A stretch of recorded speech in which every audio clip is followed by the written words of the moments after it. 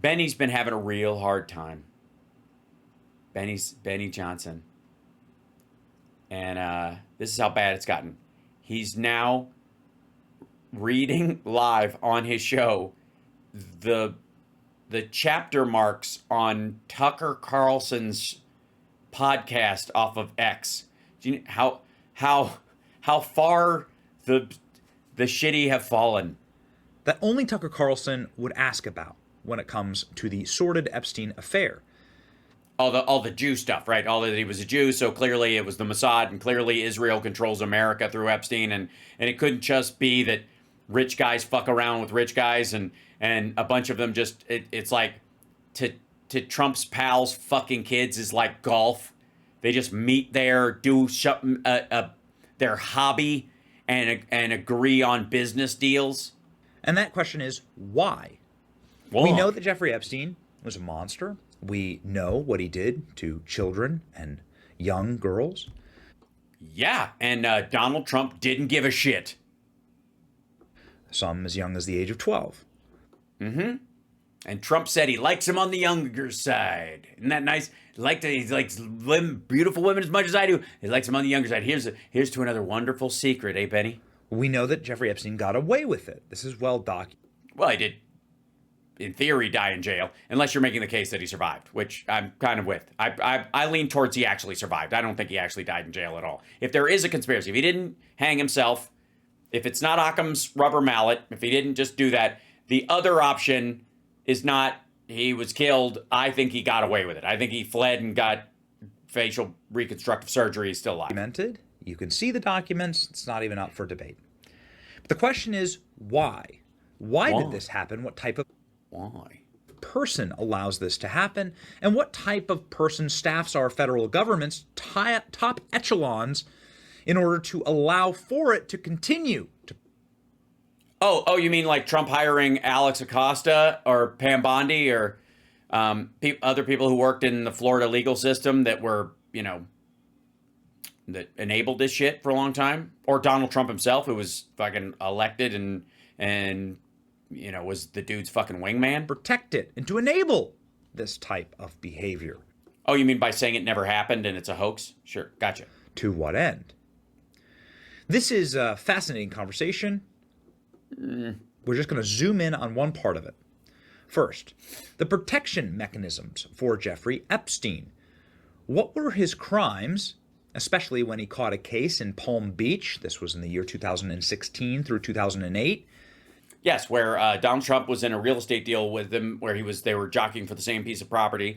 Ultimately, Trump got the property, but it cost him about $10 million more because Epstein was jockeying for it, and he got mad at him, and they were on the outs. And then in a couple weeks after that, somebody called the cops on Epstein and said there's a bunch of young girls coming in and out of his property, which seems like petty and a way to get back at your wingman. But apparently that seems to have what happened. Still, nothing happened. And then a girl at one of the local high schools was in a fight, and when they looked in her purse after the fight, they found $300, and they said, "Where'd you get the $300?" And she said, "I deal drugs." And they called her mom or stepmother, and her father came down, and everybody, and she said, "I deal drugs, that's it." And then she came clean and said, "Actually, I was paid $300 to give a massage to this old guy at this property, and this other girl talked me into it." And then that's when they opened a case against him. And what happened next? Did you know the authorities were tipped off? Possibly by Donald Trump? To Jeffrey Epstein's crimes, nothing happened? That his house was scrubbed clean by the time they got there? That it was an inside job the entire time? Your blood will boil. Listen to this. Oh, you make me when Trump called the cops on him and then called him and said, "Hey, somebody told on you. You should probably watch out." So he could work his way back into him because he felt, he snitched on him and then he tacoed. But through Maxwell, story goes, she would go out and she would identify a girl who, very often was from a broken family or from, no father in the picture, was very important because fathers tend to beat the hell out of, 40-year-old guys who sexually assault their daughters. And so you find these girls who kind of already have like some problems. And my preferred, my weapons of choice would be a cinder block on the end of a chain, sort of a situation, and then a long and painful death by potato peeler. Bring him in to give him a massage. Say, look, he's this wealthy guy. He's very interesting.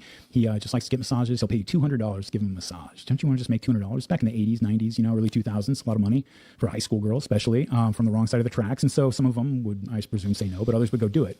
And once they found ones that they liked who kind of fit the profile, then they would outsource the recruitment to those girls.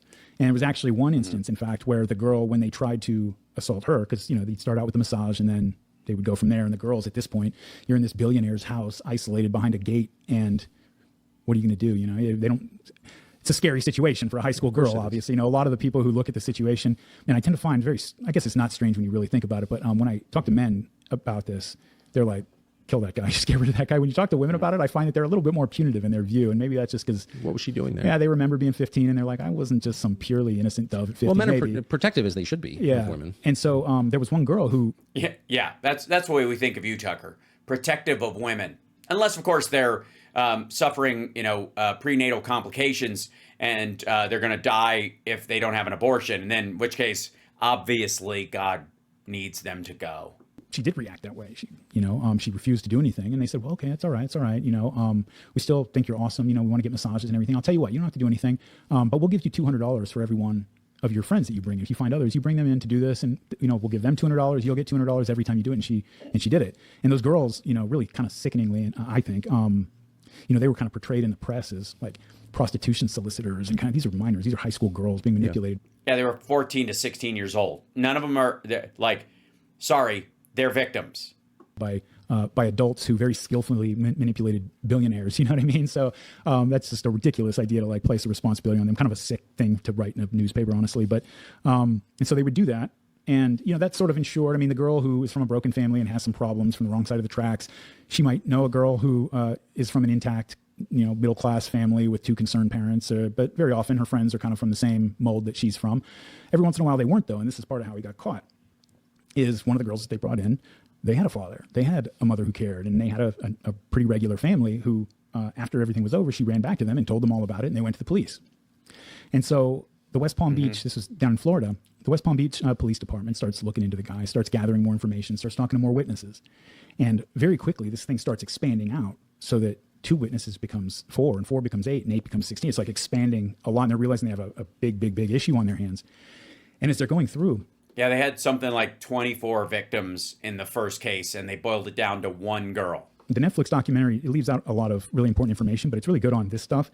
They interview like the chief of police in West Palm Beach there at the time, and you can see he is just flabbergasted, outraged, just, to the point where, he says at one point that it cost him his faith in the U.S. criminal justice system, because he was getting stonewalled like crazy at the local level. People in his department or somewhere in the local government were leaking the information of the investigation to Jeffrey Epstein. So, for example, when they raided his house, finally went in there and all the computers had been taken away. It was totally ready for the raid and prepared for it. Everything was removed. And he was 100% tipped off, they say. Once Epstein is arrested, the cover-up begins almost immediately with honest prosecutors trying to figure out why this man, this monster, isn't put away for life and quickly.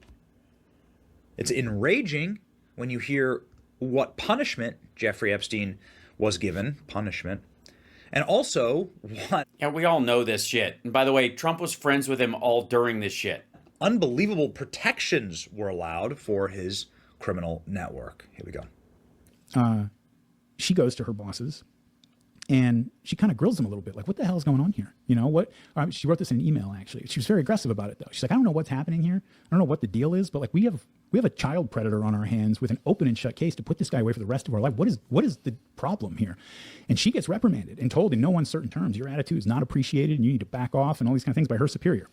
And so then one day, and this is while the subpoena's out for those computers, Alex Acosta personally goes and cuts a deal with Epstein's lawyers without telling the lead prosecutor who's looking into the case. Yes, and Donald Trump hires him to be labor secretary, to work in the White House, in basically a relatively no-show job that he has no experience with. What the ever-loving fuck? I mean, it was a scandal that somebody like that would be labor secretary anyways. Without telling the victims, which is in contravention of victims' rights law. If you're going to cut a deal with a sex offender you got to tell the victims, hey, by the way, this is what's happening. Here's why we're doing it. And just so you know, he's going to be out of jail in a year or something. You have to tell them. It's a law. This guy wind up as labor secretary. That is a Donald Trump appointed him. Story worth looking into. I don't know. But Donald Trump made him labor secretary. That's how. Period. Ask Trump. How about this? Everybody's like, Ghislaine Maxwell should talk in front of Congress. People, we need to bring in some, even the victims, if they want to come forward, they should go. How about this? How about this, motherfucker? How about Donald Trump has to sit down and explain under oath his relationship with Jeffrey Epstein and how the ever-loving fuck Alex Acosta became the labor secretary, considering it. A lot of candidates for the gig. So why that guy? Yeah, he comes in. Yeah, exactly. You've got Trump's fucking phone number. You bragged about it last week. Call him and ask. Sorry. And he cuts a deal with the lawyers that says that the federal government agrees not to prosecute Epstein for any of the crimes that are being alleged, any related crimes that have yet to be alleged, nor will they prosecute any of his accomplices, known or unknown. So crimes that come out in the future committed by people who aren't known about yet, those are covered under this immunity as well, right? It's the most blanket you can possibly imagine. And as a condition of the deal, the subpoena for his computers was dropped. Okay.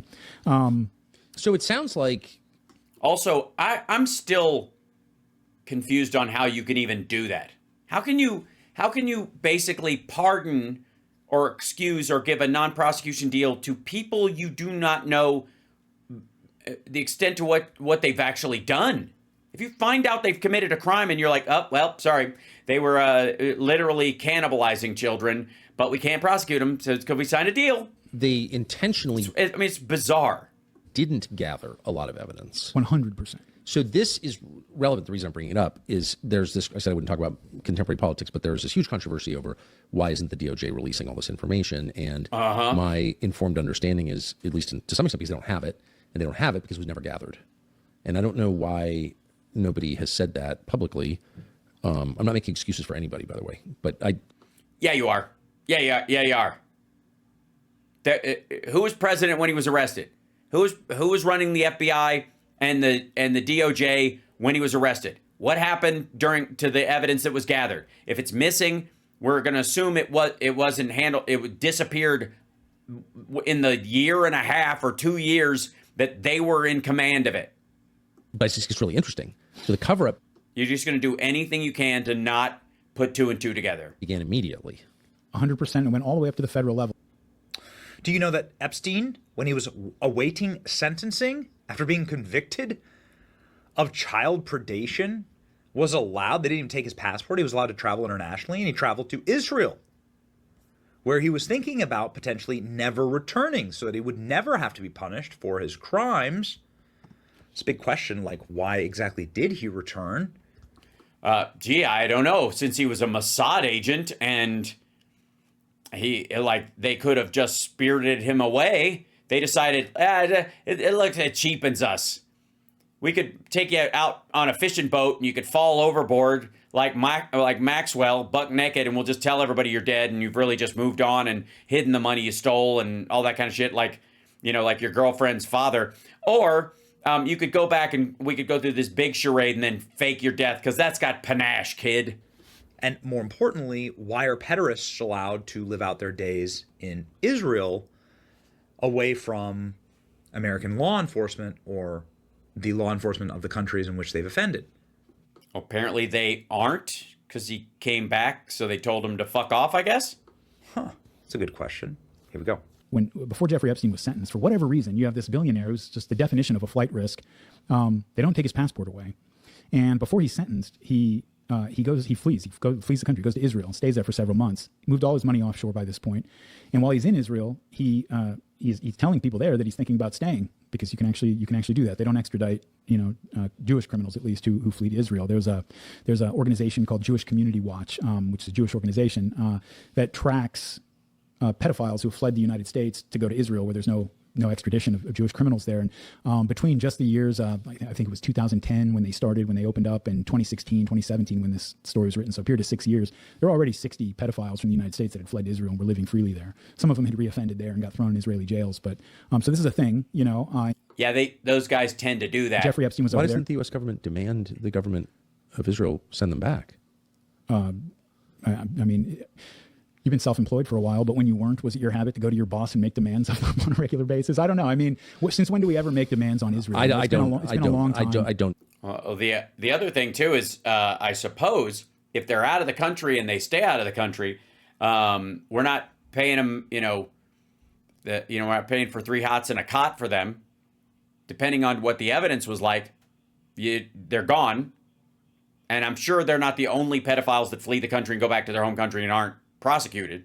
So, and I think they're also that general standard. There's 100 other reasons, hundreds of cases where Russia and other countries, want to gather people up and they're like, no, we just won't chase that down.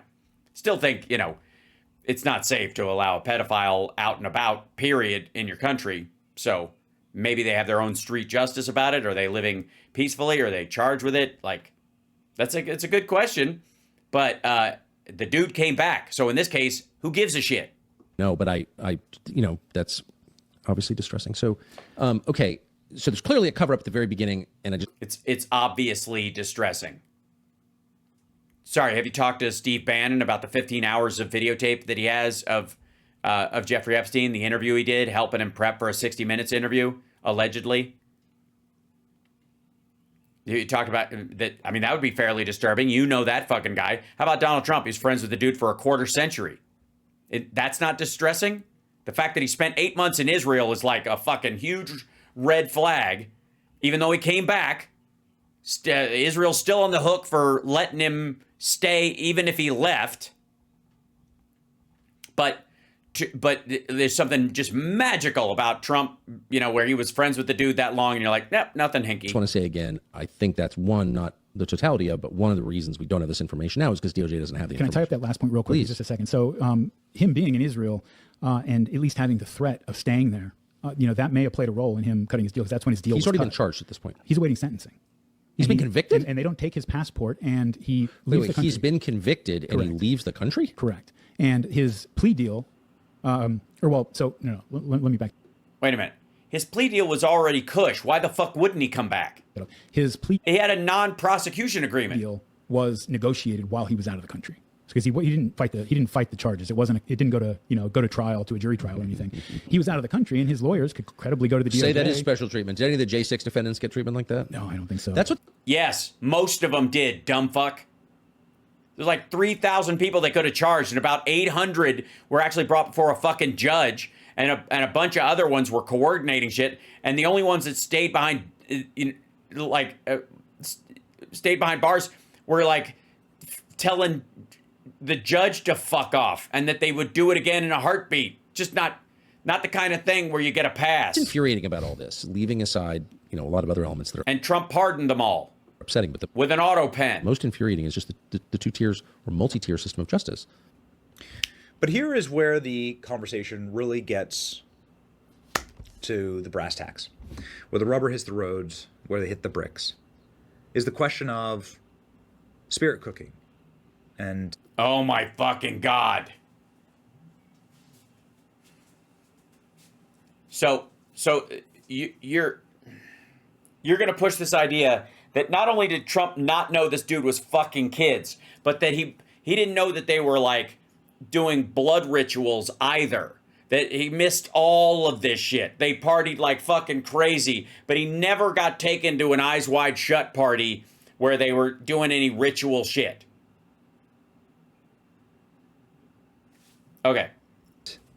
demonic and satanic activities here, the kind of activities that you would have to delight in order to allow and enable a Jeffrey Epstein? Or Oh, I see. So Trump and Alex Acosta are demonic. All right, maybe you've got a point. to be a compatriot with a Jeffrey Epstein, to be somebody who's engaging as well. I mean, do you have a child abuse artwork hanging in your household? If you got on a plane and a bunch of little girls came out in their underwear to give massages, like, Which Trump did. what would you do, right?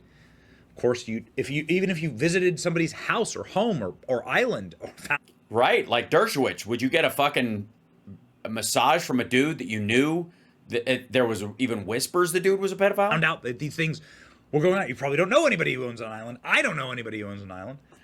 Do the shitty little ones in Minnesota count?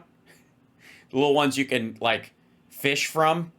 They're not. I mean, obviously they're not Caribbean islands, and they're frozen most of the year. But if you found these things out, then you'd no doubt say, "Well, wait a second. I'm in the wrong place. I need to call the authorities. I need to get the hell out of here." And you certainly wouldn't tell Vanity Fair that the person who invited you on the plane was a fun guy to hang around with. I need to throw you out of this plane.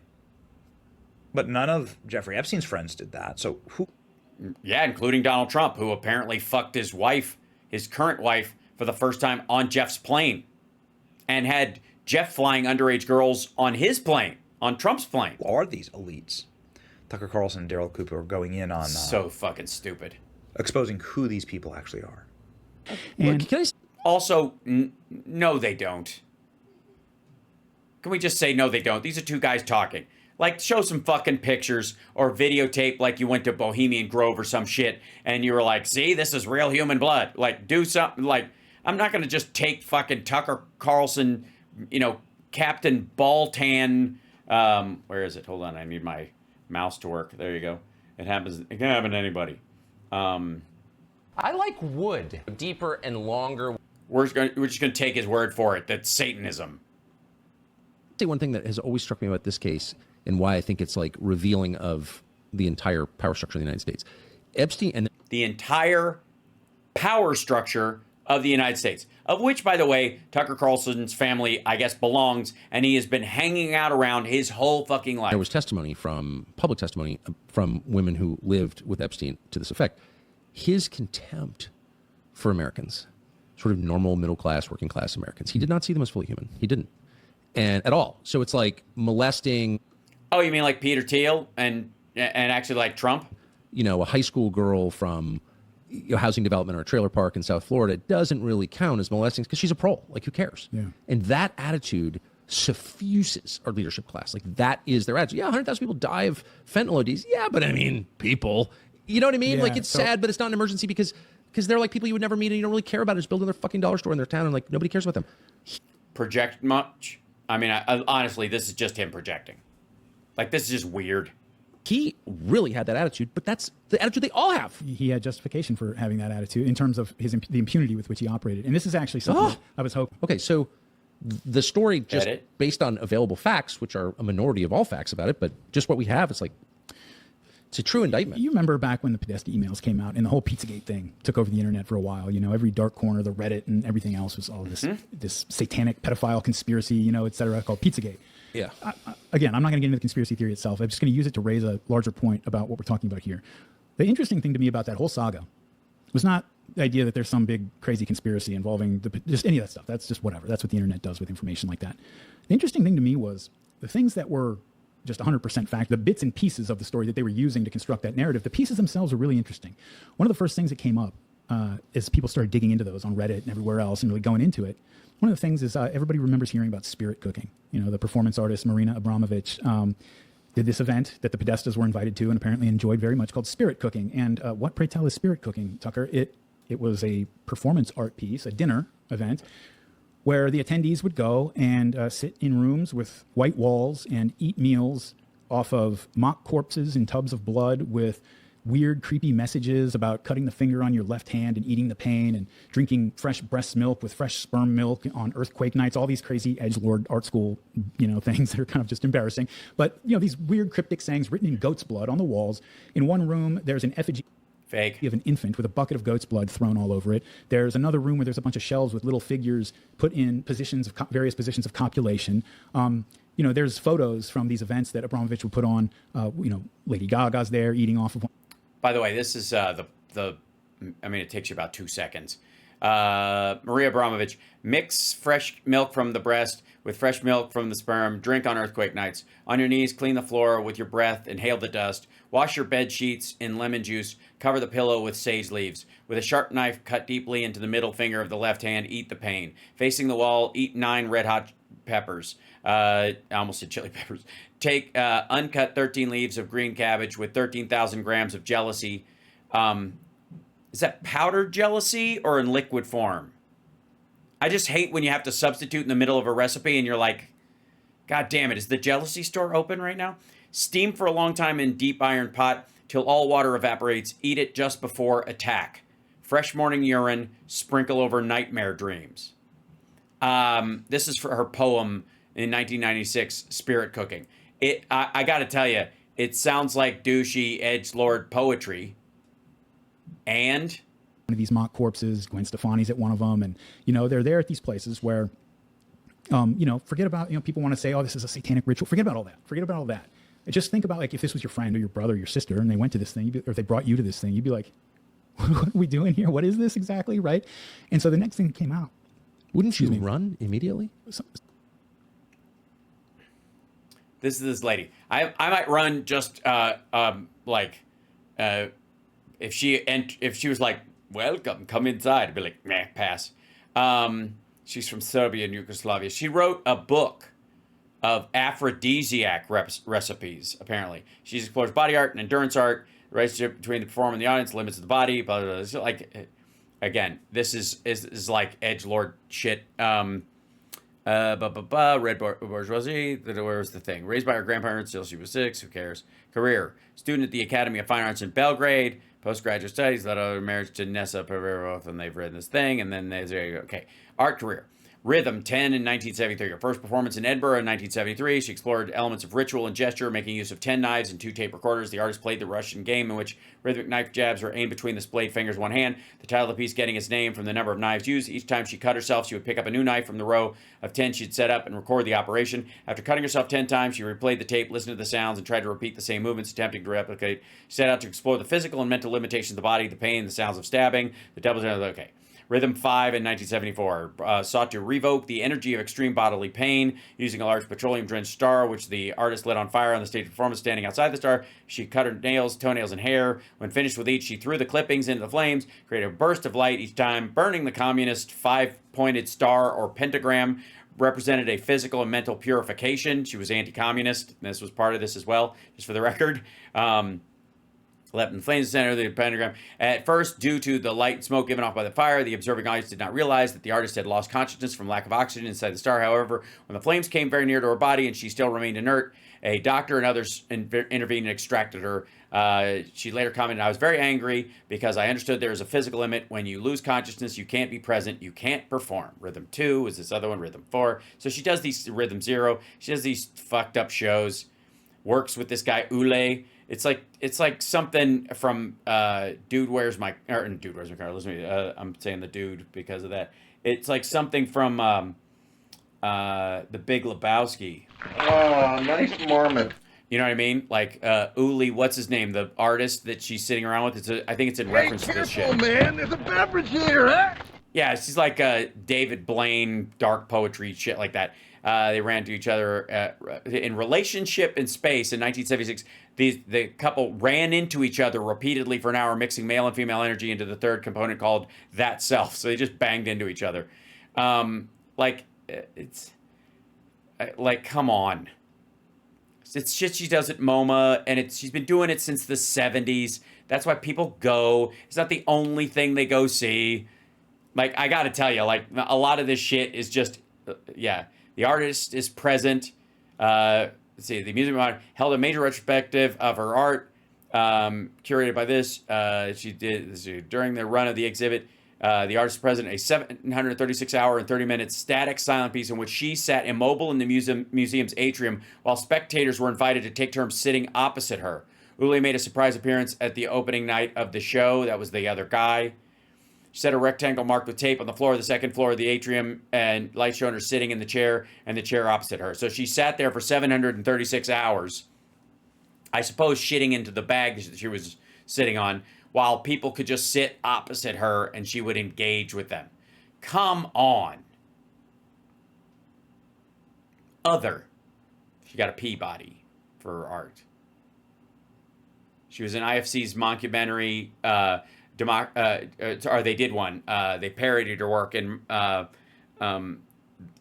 film Marina Abramovic, The Artist of Present. The show was called Waiting for the Artist, with Kate Blanchett as Isabella Barta and Fred Armisen as Demo. I love that show.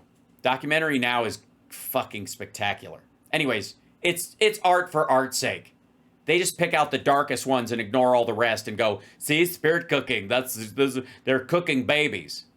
Again, you would, I would, everybody we know would, everybody. And listening Tony and would Heather know. Podesta went to this. And well, I don't know if Heather did or not, but he and John did. And so Tony's a big art collector. No, I'm aware. Okay. Yeah, I knew. Right. And this woman has won a Peabody. She's had a 736-hour live art installation at the MoMA. Get the fuck out of here. Like, you don't even have to like it to just know. I mean, this is like, what was the dude who did the pictures that everybody freaked out about because they were so gay with like a riding crop up the dude's ass. I'm blitzing on the name. It's that freak out all over again. It's just the satanic panic version. His wife. Yeah, and his art collection became a big part of the. Hal, don't be so pedestrian. Shitting in bags is avant-garde. Look, Corinne Daggs, you know art better than I ever will. This is like right in my neighborhood, by the way, where I live. So, which is so weird. You know, Tony Podesta's taste in art became a big part of that whole Pizzagate story, and it's one of those things that, again, when you have gaps to fill in a story and just pieces of information, you're not getting any explanations from anybody that make any sense, explaining it to you in a way that's plausible. That's how conspiracy theories grow like mold, right? If something like that is going on in your city, if like some of the most powerful people in your city are participating in something like that, they're not participating. They're going to see an art installation from somebody who's had shit at the MoMA for 736 hours, and they do a private version of it because they can't just go to the MoMA and sit across from it because they're who they are or whatever the fuck. I don't care. There's weirder shit than this. Fuck it. Just get out of here. Donald Trump partied alone with Epstein at Mar-a-Lago and at his own private, at Epstein's place with just him and a bunch of chicks a bunch of times. Mapplethorpe, thank you. Which was way weirder. I don't need to know anymore. Yeah. I literally don't need to know anymore. Like, that's just... I told you earlier that I made the point of going and buying the copy of Architectural Digest and Washington Life magazine that profiled his apartment and his art collection. And on the walls, in the photographs, in these magazines, okay, there's a lot of different art there, but like the most prominent one's a mural size centerpiece of a room. The others are poster size, like big, important, prominent pieces that he's got out for everybody to see, are by a Serbian artist named Biljana Đurđević. And they're part of a series of paintings that, according to the artist's own interviews, are based on explorations of child molestation, sexual assault, and just childhood trauma and abuse in general. And it is, there are a lot of paintings in the series, but the ones that show up in the magazine piece, for example, the great big mural one, is a bunch of young girls, they look like maybe teenagers, 12-year-olds or something, who are lying in a circle. It's called Synchronized Swimming is the name of the painting, lying in a circle at the bottom of like a tiled room or something. And they all have this spaced out, kind of dead, drugged out look in their eyes, and some of them have black eyes, and they're just sort of laying there. And so I don't want to be ruled by people like this. Well, so let me just keep, because this gets so much worse. Oh, you're upsetting me, because I lived know. in this world for so long, and I intentionally ignored this, but now that you are... Sorry. Tucker Carlson lived in a world of people who had child molestation art on their walls? Describing it, I was like, I can't even believe I was in the same county as people like that. I would, look, if I was into... You still are, dum-dum.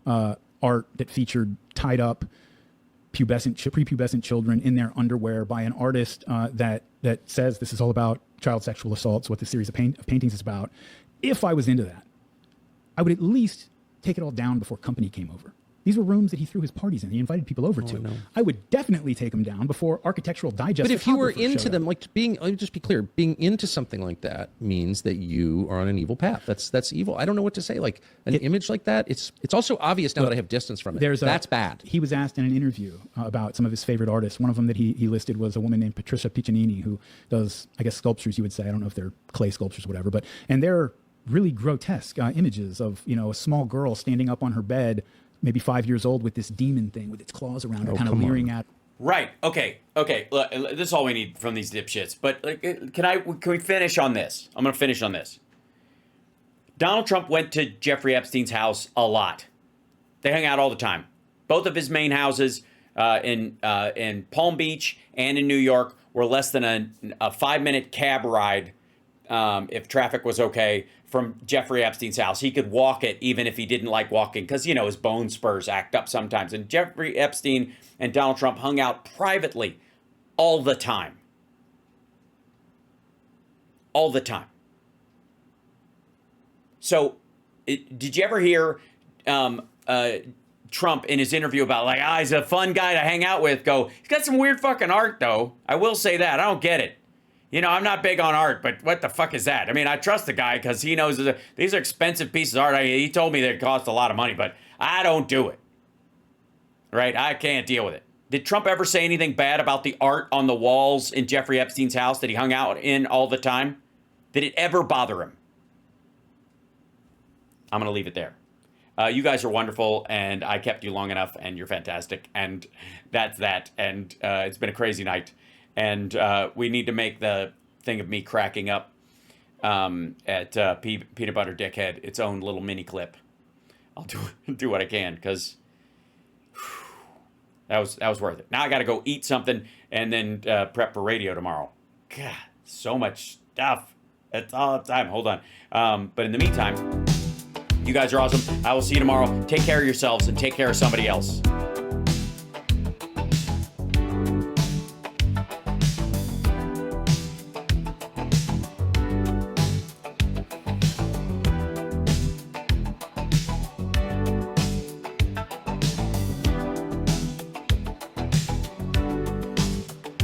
No, thank you guys.